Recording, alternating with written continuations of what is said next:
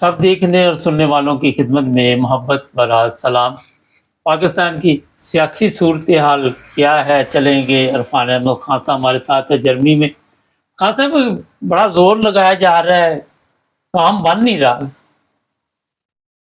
देखिए, ये जो ज़ोर लगाने का तर्ज़-ए-अमल है ना, ये और ज़्यादा लोगों के ज़हन में सवालात पैदा कर रहा है कि ये किसी वक़्ती ज़रूरत के तहत किया जा रहा है।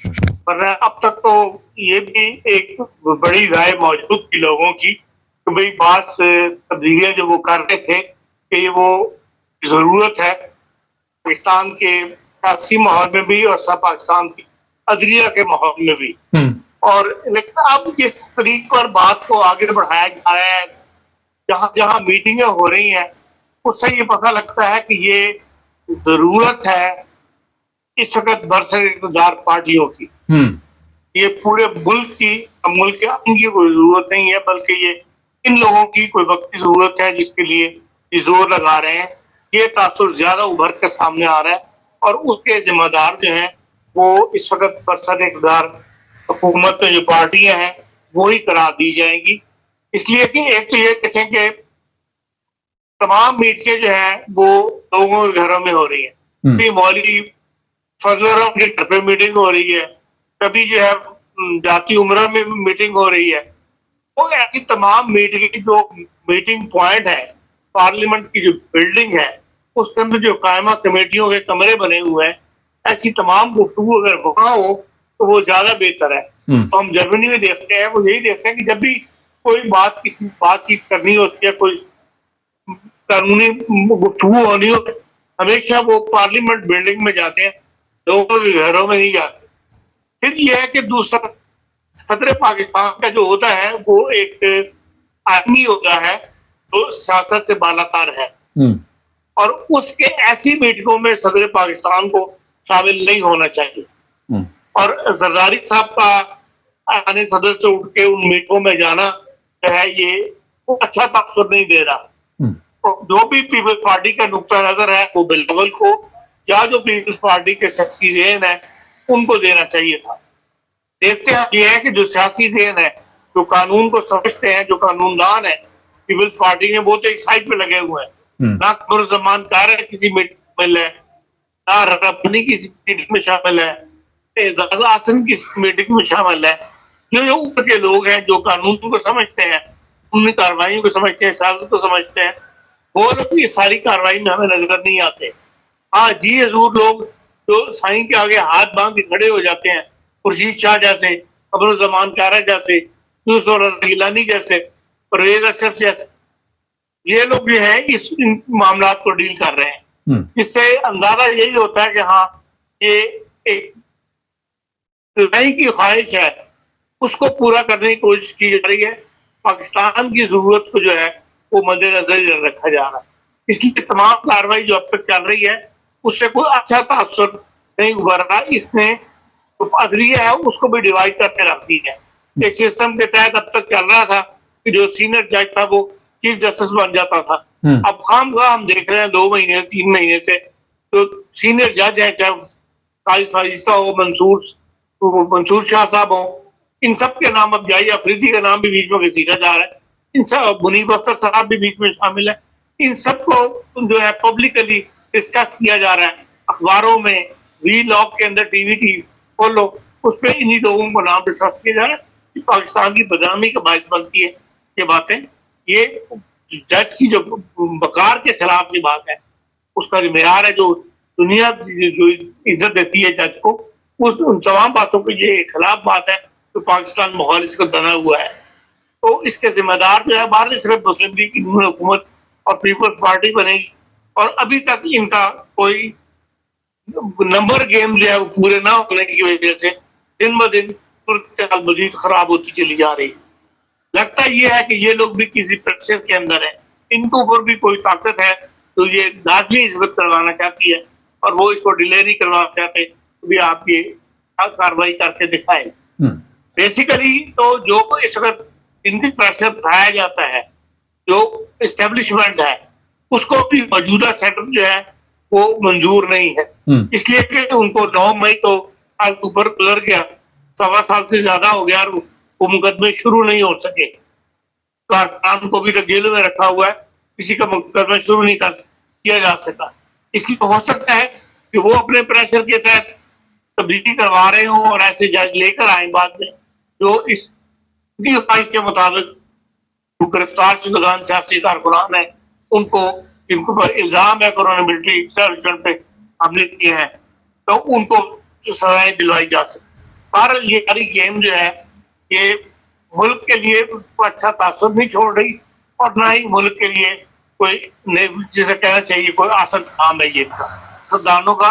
सियासतदानों को फोकस करनी चाहिए। इनकी वजह से 70 साल से मुल्क के अंदर ये लोग फौजियों को तो बुरा भला करते हैं, लेकिन सियासतदानों का अपना किरदार भी कोई काबिल तकलीफ नहीं है। हाँ साहब, बिलावल बड़ा गुस्से में है, वो धमकियां दे रहा है, उसको क्या लालच दिया हुआ है? कौन सी उसको अब प्रॉब्लम बनी हुई है कि वो बैठ ही नहीं रहा आराम से? देखिए, आपको ये कहना है कि उसका अंदाज जब सियासी लीडर तकरीर करता है किसी जलसा आम में, तो वो अंदाज ही ऐसा बनता है तो धमकी सबर होता है। उसका ख्याल ये था कि हम बिजली ये काम कर लेंगे, लेकिन वो कामयाब नहीं हुआ। वो अभी सियासत में उसका वो मुकाम नहीं है या वो सियासी ज़हन इतना पुख्ता नहीं है। मौलवी फजलुर रहमान साहब को समझना, उनकी सियासत को समझना, ये बिलावल भुट्टो के पास की बात नहीं है।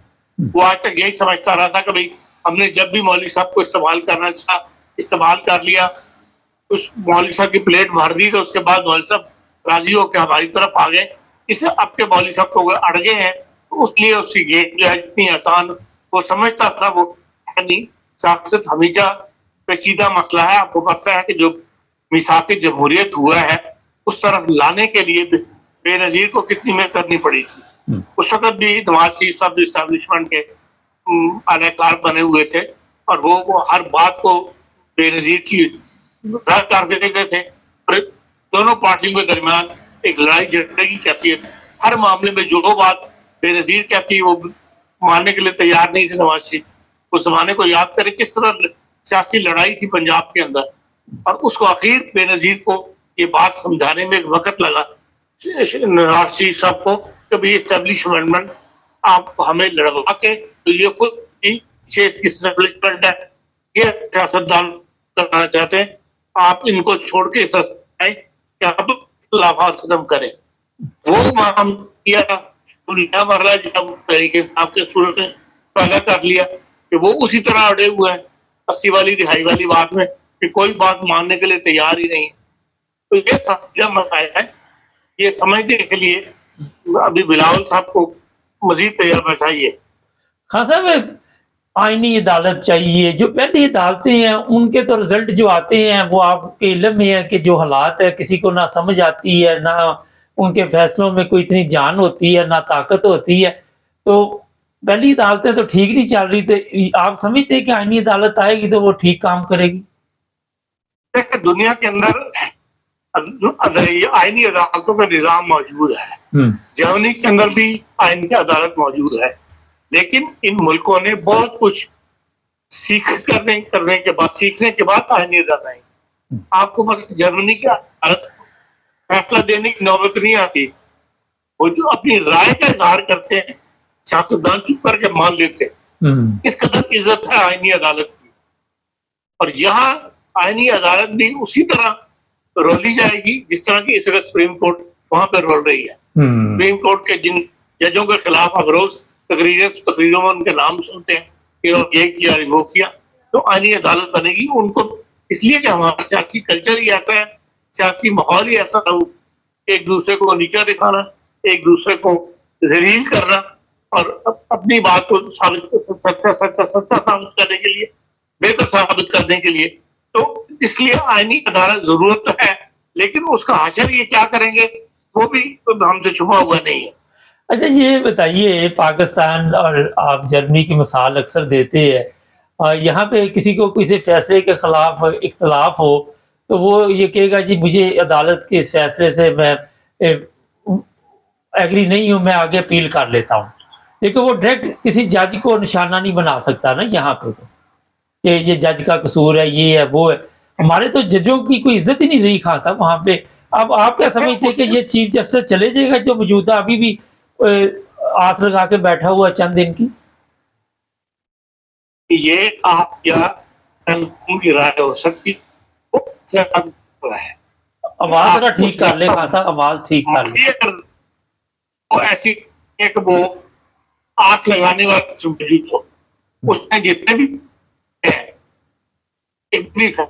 आवाज नहीं ठीक आ रही खान साहब, आपकी आवाज कट रही है, देखिए जरा जी। जितने भी है वो आयकर कानून खान साहब बहुत शुक्रिया, आवाज की प्रॉब्लम हो रही है, और कल फिर करेंगे आपके साथ प्रोग्राम। Thank you. नाज़रीन, जो पहली अदालतें हैं वो देख रहे हैं किस तरह पाकिस्तान में चल रही। प्रॉब्लम अदालतों की नहीं है, प्रॉब्लम सिस्टम की है। मैं ना मानूं, जो भी फैसला कर लें वो कोई मानने के लिए तैयार नहीं। माजरत चाहते हैं, खान साहब की आवाज़ कट रही थी। हमारे चैनल को सब्सक्राइब करें, जुड़े रहे हमारे साथ ताकि और भी प्रोग्राम देखते रहें।